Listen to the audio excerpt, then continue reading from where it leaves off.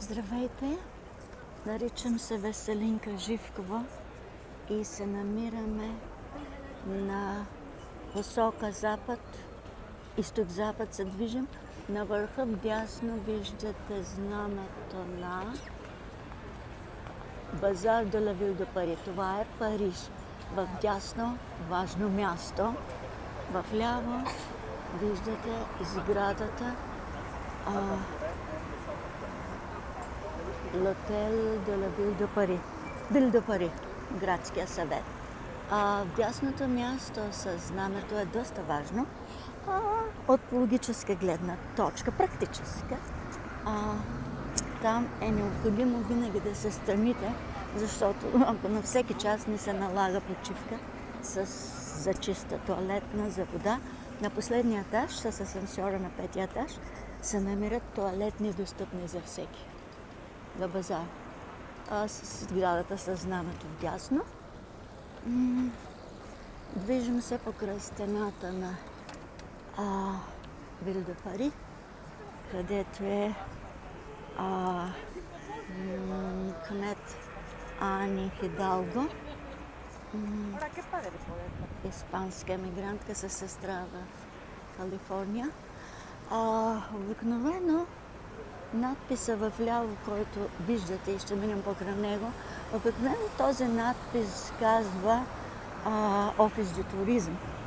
Но заради Олимпийските игри Офис де туризма е елиминиран и сега е Акьой Хотел де Вил.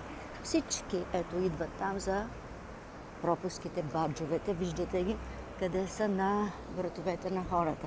Вчера ги питах, повечето казаха, че как са се здобили, или казват, аз се регистрирах като журналист, индепендент, или казаха, аз работя в La Mairie de Paris.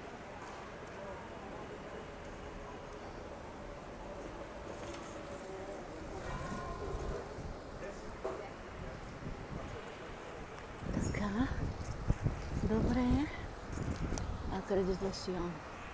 Акредитацион да си придобиеш пропуска, да се регистрираш, за да имаш достъп. Ето един от входовете на Le Bazar Hotel de Ville /Marais. Значи това е Le Marais, третия арендисмент, третия район на Париж. Le Marais, което значи на френски блато, било е наистински марш, блато. И стигаме до главния вход вляво на Хотел де Вил и на площадчето отпред се казва Le Parvis de l'Hôtel de Ville. От всякъде е обградено, вътре се виждат сцените. Вчера го посетихме, а днес е 25 юли, един ден преди откриване на Олимпийските игри.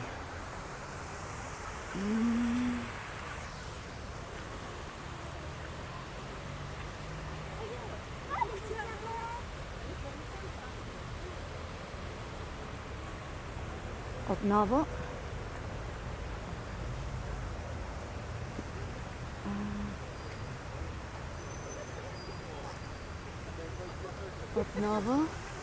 се представям като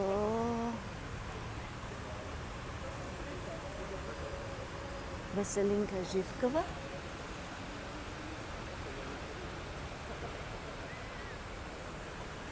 И до скоро. Довиждане.